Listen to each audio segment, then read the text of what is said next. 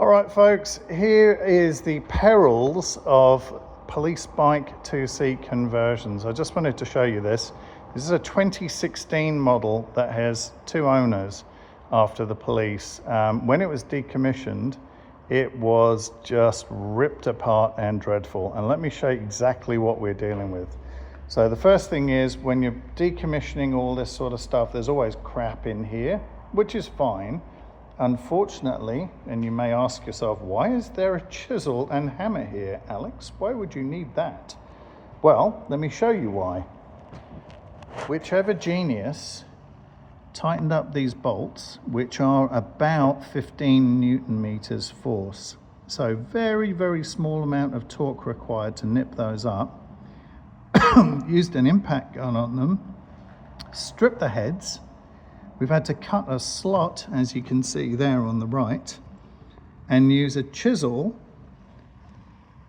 that fella right there, a chisel and a small hammer to get that bolt to start turning. This is what you do not want to do in decommissioning. This is why I tell people, please use hand tools. Please do not use power tools when you are putting a bike back together. So both bolts there were horrible. The one on the right was absolutely dreadful. And we found throughout this bike, let me just show you over here, in decommissioning these various pieces, you can see that's the other bolt. That's all rounded out. This is one of the bolts that secures the radio box tray in place.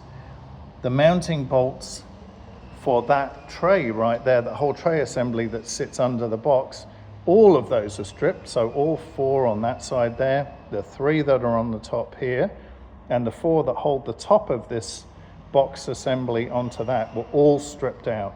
So this is why I keep saying, please do not use power tools. If you want this stuff to work properly, hand tools. It should only be hand tight. You are not building a skyscraper. Anyway, rant over. Just wanted to show you that. Needless to say, I've explained all of this to the customer. He's very understanding, and given the sheer scale of destruction that had been done in here, including some butchery on the wiring harness, unsurprisingly, which has left the rear tail assembly somewhat askance. We're going to fix all of this, put it back together properly. The next video, you will see a properly converted bike with all the bits back on it, correctly tightened up, so that you don't have to be King Kong or a professional wrestler to get the bolts on and off. So stay tuned for that one. Just a quick one there, more to come. Cheers, everyone.